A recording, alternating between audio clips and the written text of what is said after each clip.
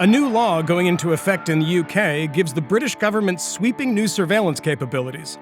The Investigatory Powers Act grants intelligence agencies and local authorities the right to access the internet history of any British citizen they target.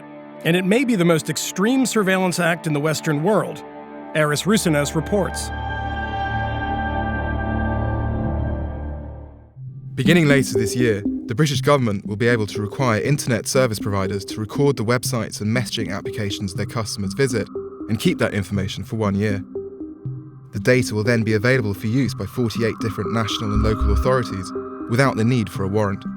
The saved data won't tell them exactly which pages users visited, but it will show the sites they accessed. David Omond is a former head of GCHQ, the British government's electronic eavesdropping division. The Investigatory Powers Act gives the British government the most wide-ranging and extensive surveillance capabilities of any democratic state. Why is that necessary? We have given our secret agencies and police powers to acquire certain information to keep us safe for very good reason, because there are people out there who mean us serious harm. The secret agencies were already doing these things, but they weren't fully transparent about them. And the legal basis on which they were doing them was there, but very few people understood it. Now it's more transparent. But the bill doesn't just make these activities transparent, it grants the government vast new powers, and the scope of the online dragnet is far from clear. Even so, the law sailed through the British Parliament. Say aye. Aye. And though it was later ruled illegal by the highest court in the European Union, the British government is expected to ignore that decision, citing a need for greater powers to stop terror attacks. This is one of the GCHQ bases which eavesdrops on satellite and internet communications. We met Richie Tynan there.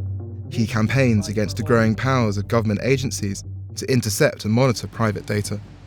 What are your main concerns with the Investigatory Powers Act? I guess first and foremost is the lack of suspicion that is required for individuals to be put under surveillance, such as interception of their communications. From everything that we've seen, it seems like it's virtually impossible to do anything on the internet without some of your information ending up in a site like this. We spoke to the UK's Internet Service Providers Association, which said although its members objected to many parts of the law, they'd comply with the wishes of the government and enforcement agencies. The mass data collected doesn't only stay within the UK. Once acquired, it can also be shared with spy agencies overseas. Your emails, your photos, your messages, virtually anything that has travelled either from Europe or the UK and is going over to the United States, GCHQ will be able to gain access to it.